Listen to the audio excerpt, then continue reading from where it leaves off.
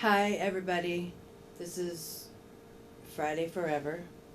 It's me. This is the Forever Friday show. I want to talk to you about. I just want to tell you a story.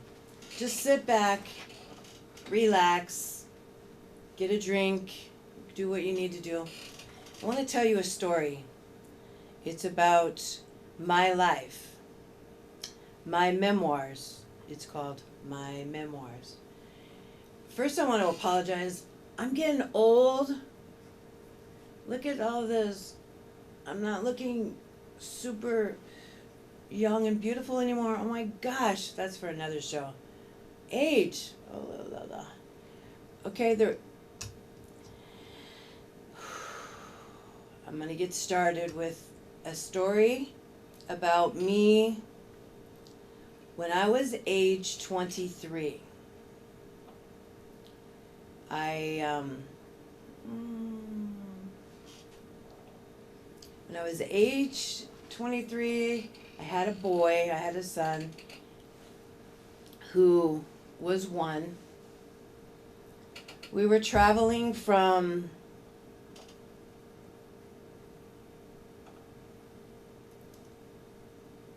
Canoga Park, California, to Arizona.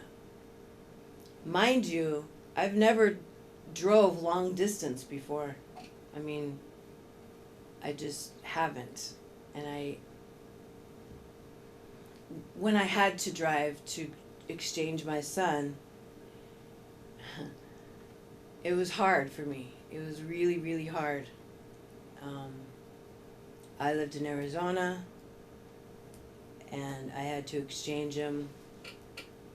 It was every other time, so I had to drive to Canoga Park. And this one particular day, when I was going home, I was staying at my mom's. I said, "Mom, can you come with me?" She said, "No, sweetheart, I got a lot of things to do tomorrow." And she said, "Why?" And I said, "I'm just really tired of these trips.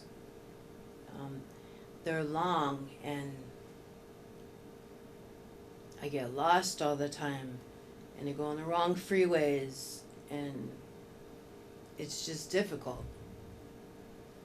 And other experienced travelers, they know which freeway to take and which way to go and all that stuff, but it was just difficult for me.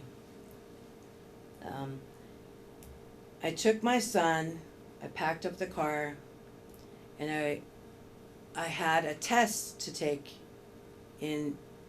I was in school, massage therapy in Arizona, and I had a test the next day to take. So I planned, I'm going to get back to where I'm living, my aunt's house. I'm going to get back. I'm going to take the test, and I'm going to pass, and everything's going to be good. So I had all these things going on in my mind. My son and I will be back, and we took the trip back. I always called my aunt in Blythe, Arizona. And that was like a point, a phone point. So she knew how long it would take me to get back from that point. My son and I stopped to get gas, to eat, to fill up his bottle. He was one. Filled up his bottle. We got back on the highway. What's it called? Well, yeah, it's a 2-lane highway. 2 lanes there, and then there's a big median with rocks, and 2 lanes back. You see? So I got back on the highway, And my son started to cry. And I had a bench seat. I had an old car. It was my first car. I got new wheels in California, put on. We're going down the ramp to merge onto the highway. The windows down, my arms out, the wind's blowing my hair. It's feeling nice. My son, I'm looking up at the mirror, and my son was crying because he dropped his bottle on the floor. So what I thought I would do is take and lean back. My hand was on the wheel, but I'm leaning back and I'm feeling around on the floor with this hand. This hand's feeling around on the floor. I don't know, I thought I touched it, I thought. And I was going to pick it up and hand it to him. Well, I guess I was concentrating too much on finding the bottle. And the car went from this lane to this lane to the median, the rocks. So it was when you go over rocks, it goes and well, there's the bumps in the road. Actually, they have gashes in the road, the bzzz, to make you know that you're going out. It hit the noise and then it hit the rock, and so I automatically, jerked the wheel to go back in the lane, and it was all over. It was all over. The car rolled, the car flipped, it went end over end, the front end, the back end, end over end, spun, rolled. We were upside down. The car was flat. We were upside down for, what did the truck driver say? About 3 football fields, maybe.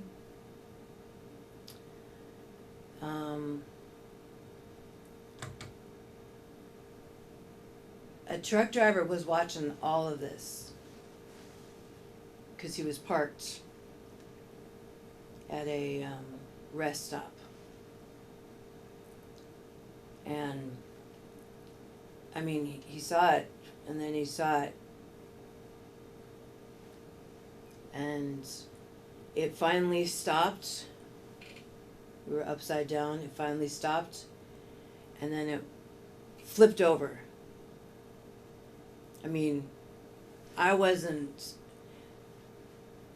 knowing because I was out. I mean, I was in a coma at the time. I mean, I wasn't here.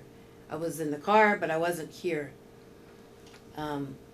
My son, during all of this time, the windshield popped out into the desert, and he must have scraped against me during all of this. He came out of his car seat, floating around the car. I pulled him to my chest. All of this took place, and I'm not knowing anything. I'm not. I was told. It's a mother intuition. And I pulled him to my chest. Excuse me. He was on my chest. He was 1 and I was 23. The steering wheel was round and it was pinned up in his back.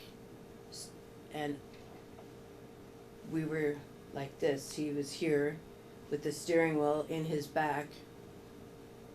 And my arm was hanging out the car. And the truck driver said that he watched the whole thing happen. And he said, I came to the car and your son, I looked in the car and I'm like, surely whoever's in that car is dead. And he said, I put your arm in because the friction was burning it, and I caressed you, but your son, he turned and looked up at me, and then he looked at you, and then he looked back up at me, and then he looked at you, and he was just trying to figure out why you weren't available, meaning open eyes, loving him. He didn't understand. He just didn't know what was going on. The truck driver said, I'm in the place of the truck driver, okay, when I'm speaking to you. I, meaning the truck driver, flagged down a car. He said, it was a girl about your age, meaning I was 23, so it was a girl in her 20s. He said, I walked back over to the car, I took your son out of the car, and I gave your son to the girl to take care of. So I went back, the truck driver, I walked all the way back to my truck, and I called for help on my CB. So he said that 2 different helicopters came, because you can't transport us together, my son and I. So they had to get 2 helicopters. But during that time, they used the jaws of life, and they cut my car all up to get me out. And I did get the pictures later, what they had. My car was flat, jaws of life laying all over the place. Jaws of life is a big machine that just chops your car up, just cuts the car, cuts it, and peels it away so they can get to the person.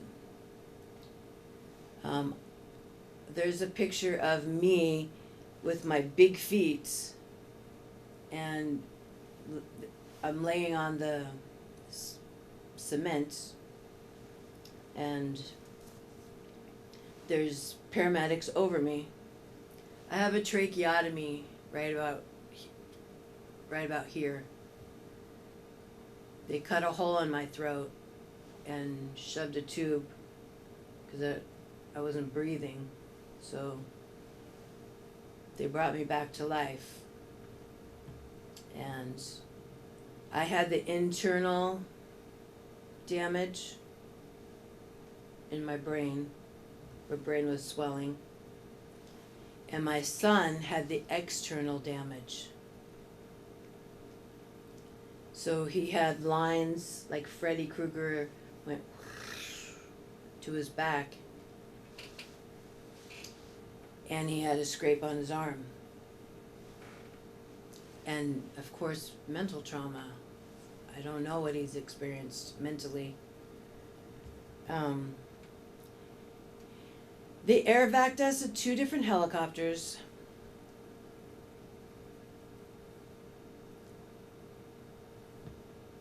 To the place with the windmills.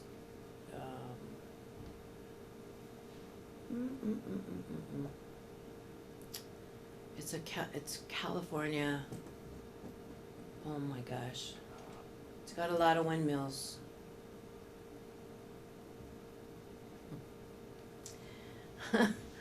Oh, geez, what was that?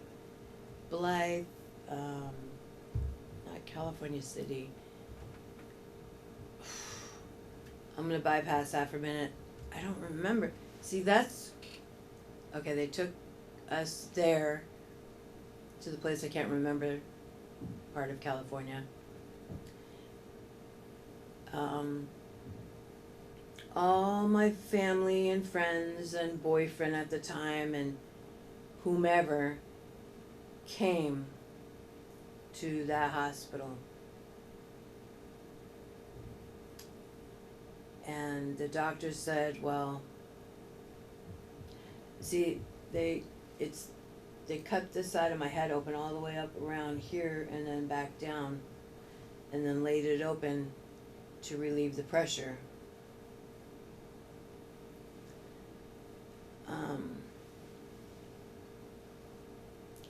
This eye used to look this way, and then this eye looked straight. So I was all messed up. I had woke up in this hospital after everybody had came and went. They said to my family, friends, and everybody, come see her because this might be the last time.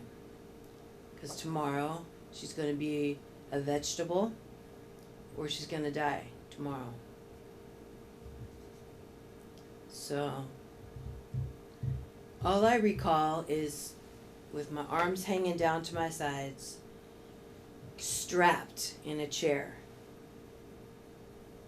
tied to a chair or strapped to a chair, sitting like this, just in a chair. And I opened my eyes and I could see, I didn't know how to use my body. I didn't know anything. I didn't know how to use anything. I could hear and I could see.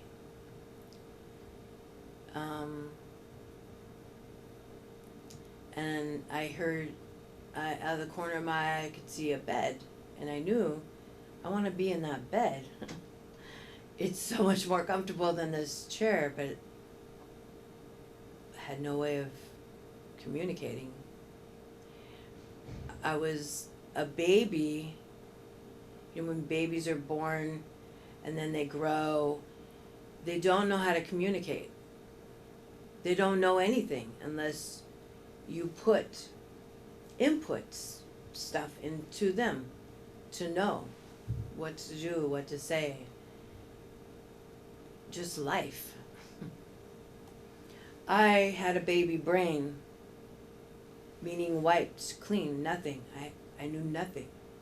I absolutely knew nothing.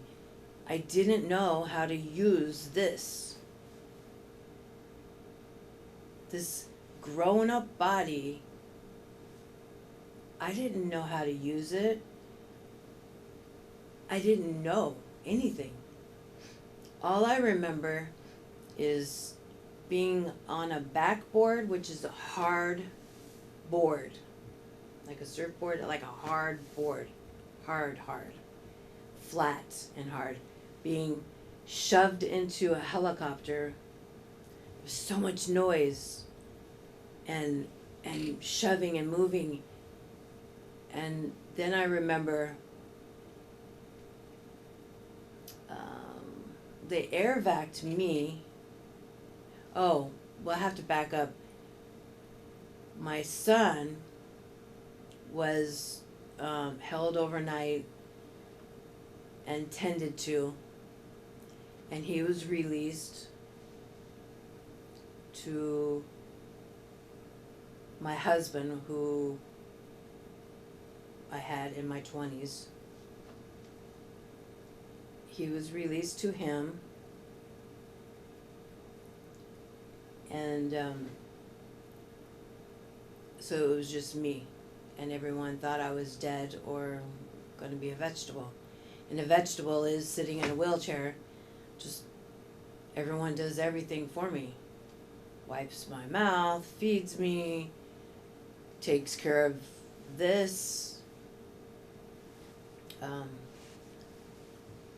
Yeah, vegetable. Air vac to Arizona hospital,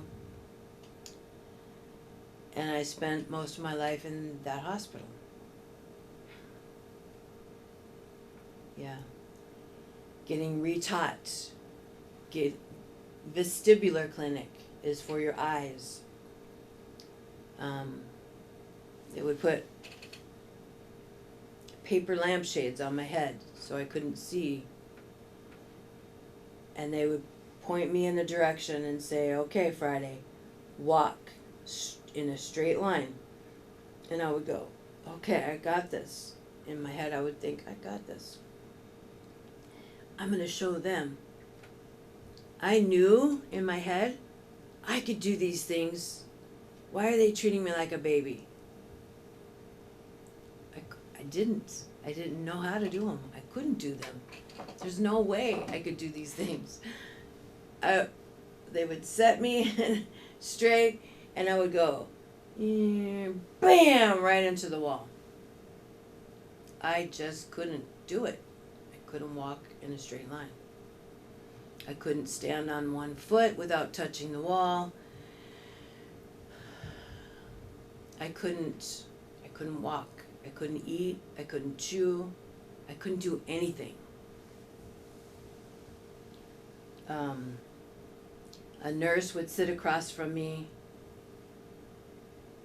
and she would tell me what to do. She would tell me, pick up your fork. Okay, take a bite of the mashed potatoes. Okay, set your fork down. Swallow, lift your neck, swallow. Take a drink. So I take a drink, swallow. Pick your fork up. Take a bite of your broccoli. And then I would start getting angry after a while of being told what to do. Stop telling me what to do. I want to eat more than that. I don't want to just eat one little bite. You know, I was being defiant. Like I was coming into myself a little bit. I don't know. I was growing and learning, and in the shower they would teach me how to take the soap and what to do. Soap your body, put it on a rag, soap your body. How to shave. They used to put shaving cream on balloons, and I used to have to try and shave. That teaches you whether or not you're putting too much pressure or if you need to go lighter. That gives you the know-how of if you're just gonna like cut yourself open, you know, if I pop the balloon, then it means I'm applying too much pressure. Baby steps. My whole life has been baby steps. They re-taught me to eat, swallow. To the vestibular clinic was dark and glow in the dark bugs and stars, glow in the dark. Everything was related to my eyes. When I could stand, there was in the vestibular clinic a piece of wood that was rounded and then a flat piece on top. They would make me stand on that. I said, I can't stand on that. There's no way that I could stand on that. I wasn't talking like right now normal. I would give them a hard time because I was afraid, because it was rounded and it makes you go like this and your feet are like this and you're trying to, you know, oh my gosh, my time is gone. I might have to do the second half of this. But yeah, 8 months in the hospital to get this far, and daily living life has got me this far. I had to relearn how to walk. I had to relearn how to talk. I had to relearn how to eat. Every single thing that a person does in their life, I had to relearn all over again. I knew it, I lost it everything, lost everything. Thank you, Jesus, that I'm not dead, but I'm alive. He kept me for a reason. I don't know. But I'm alive, and I'm trying to figure out my place in life, for real. I really am.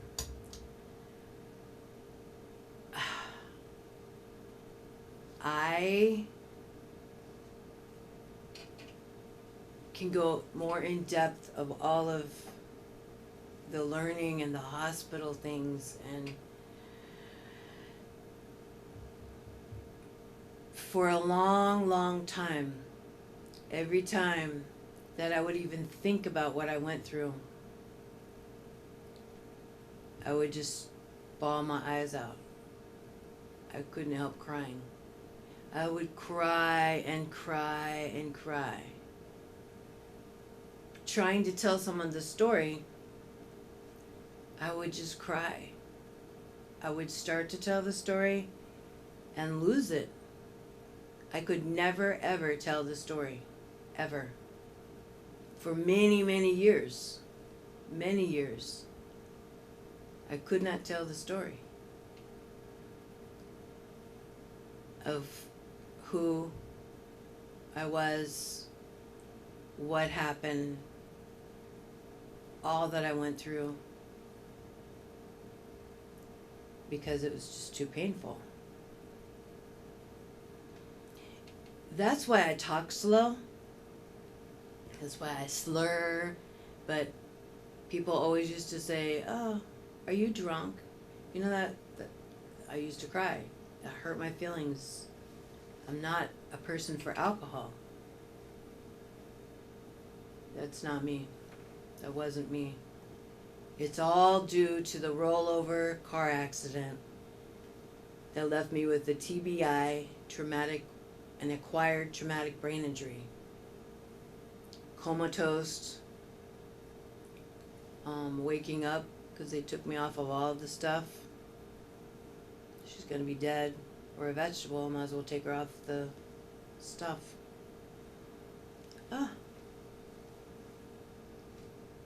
Wow.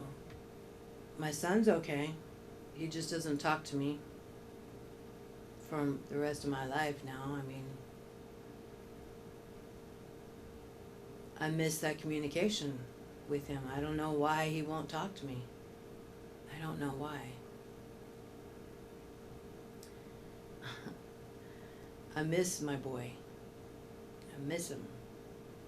His sisters miss him.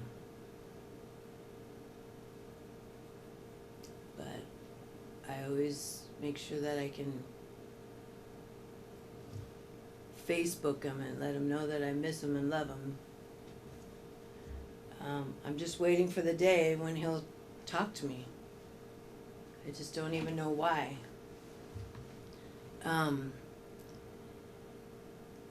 These are my memoirs. These are little bits and pieces. But my show has got to end, and I'll put that right there. I've got to bid you adieu, meaning I love you, people in the world. We all have our own problems. We do. We have our trials and tribulations. Nobody's perfect. We should strive to be perfect as we can be, but not in an arrogant way, and we shouldn't hold things against people. I always tell you, do something good for someone. Have a great day, and I love you, and I'll be back with my memoirs. Take care. God bless. Uh-oh. Bye-bye.